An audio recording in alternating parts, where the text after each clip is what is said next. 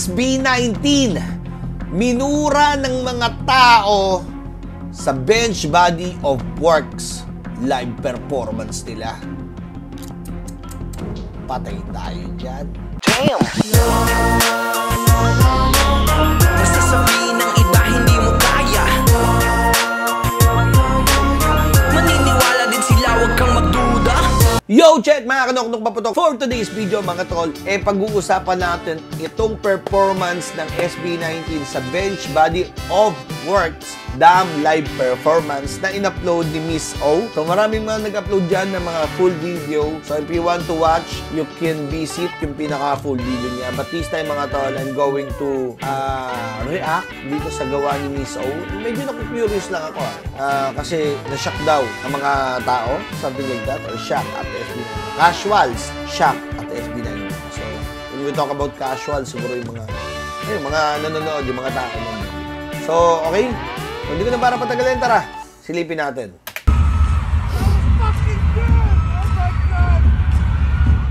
Casuals shocked at SB19 and Bench Body of Works Damn live performance.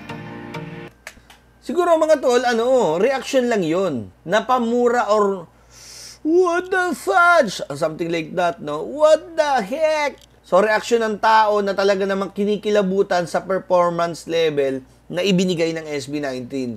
And could you imagine mga tol, sa live performance sila, nandun ka, nanonood ka, imposibleng hindi mo maramdaman yung intensity, yung goosebumps, level na ibinibigay nila, yung aura, di ba? So, imposibleng hindi ka talaga magulat dyan. Alam nyo, mga typical na mga rampa-rampa lang pero yung performance level na ibinibigay ng SB19, iba talaga Kaya nga, ilang beses kong pinanood dyan, mga tol, yung damn performance nila. Kahit sa sila magpunta, ganun at ganun pa rin yung ibinibigay na performance Kahit sabihin mo nga, 2 tao lang yung manonood sa gagawin nila, ganun pa rin ang ibibigay nilang level, no? Hindi siya kung ilan yung taong manonood. It's not about dun sa views or sa mga taong manonood. It's all about the performance na talagang dedicated sila dun sa passion na ibinibigay nila.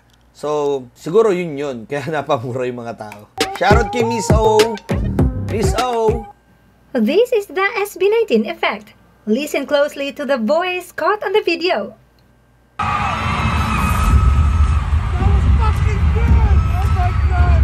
That was fucking cute! Oh my God! Excited na talaga ako makapanood ng concert. Kita-kits tayo daw mga paputok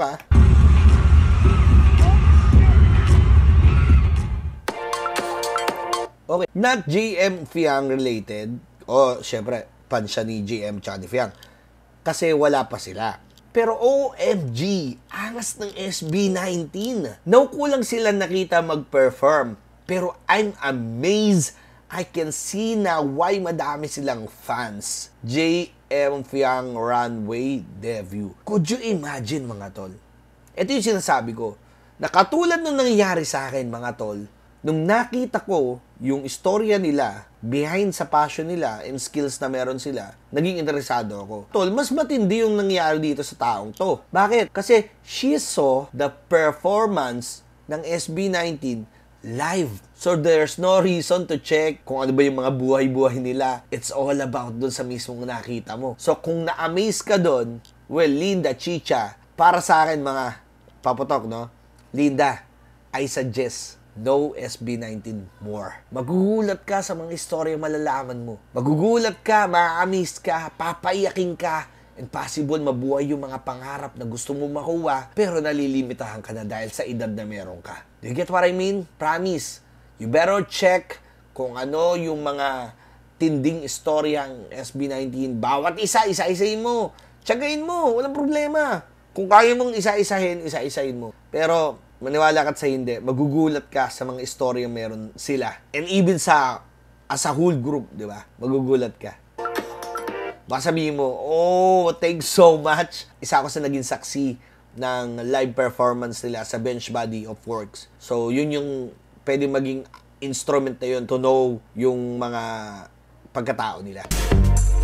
Hindi ako fan, pero ang galing ng SB19. Grabe rin sigawan sa MOA. Di ba? Si? Z? Sabi doon, si? Z? Z pala pangalan. Pero yung mga tol, di ba?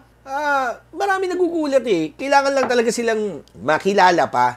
Although international na sila mga tol, may times kasi talaga na kailangan lang talaga silang maipakilala pa. Kahit ng mismong mga Pinoy. Kasi ang karamihan kasi dito, sa mga international, hindi ko naman nila lahat, pero may mga sumisikat sa mga international dahil din sa angking suporta ng mga Pilipino. What more, ang suportahan ng mga Pilipino, mismo mga Pilipino. Pero sila naging highlights ng show. Ito nga, ito malupit. Sila yung naging highlight ng show. Given. For me, given. Pero thank you so much sa pag-comment ng ganyan na. Sobrang ingay ng crowd. Ang angas sa tanggalin nila. Ganito kasi yan, mga tol.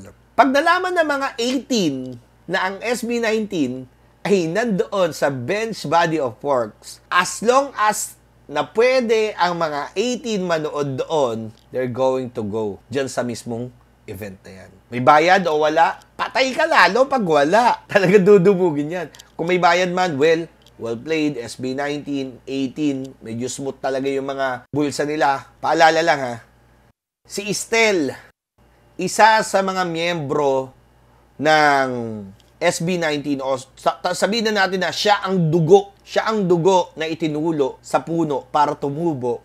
Pagsibol, pagtatag, no? Dahil si Estel kasi ang isa sa mga nagpatuloy ng SB19 nung mga time na umalis si Pablo at saka si Josh.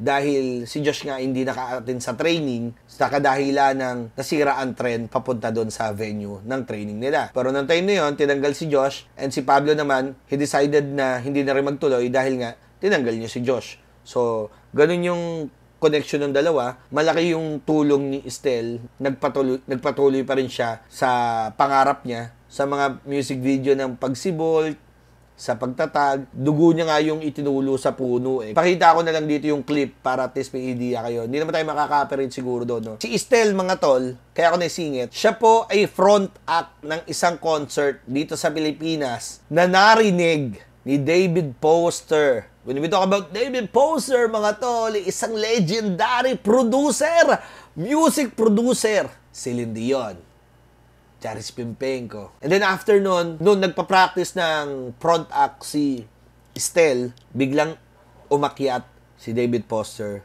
And can I play? Pumunta siya sa organ. Then after noon, pwede mo bang kantahin yung All By Myself? Original key pa. Ginanong pa no? Tapos after noon, nakanta niya.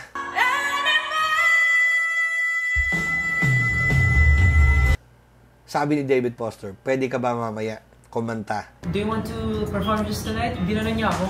Tapos ako parang, if you want?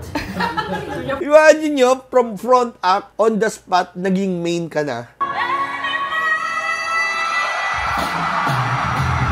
Wala pang yun. Kokonting practice lang yun.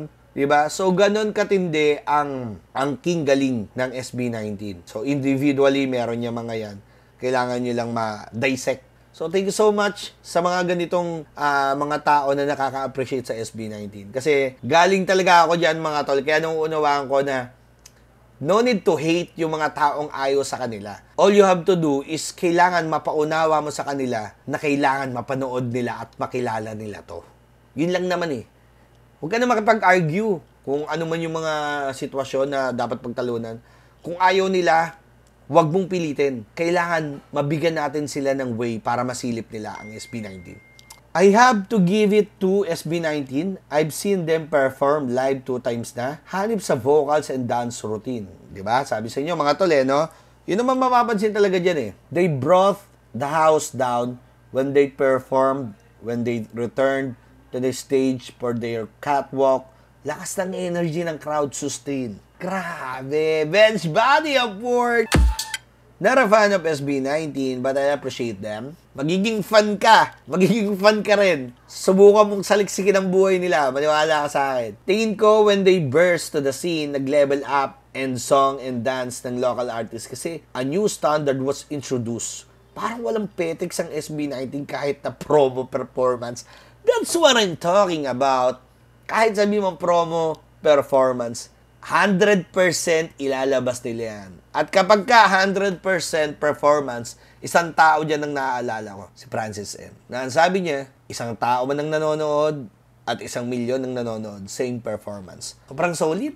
Grabe din ang performance ng SB19 sa bench fashion show. Highlight ng show kanina, husay. Yun lang ang minsan na mahirap. Yung makakuha ka ng matinding atensyon na dapat merong main. Yun ang mahirap para sa akin. Bawa, front act sila. May highlight pa talaga yung parang main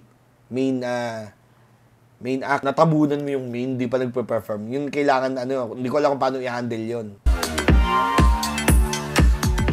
So yung mga tol, yun lang naman, medyo napahaba yung video natin, pero just like what I've said, mga tol, kahit sabihin natin na 1 minute and 30 seconds yung ginagawa natin ng reaction video, I'm here to explain everything na kaya nating isingit sa sitwasyon na connected naman.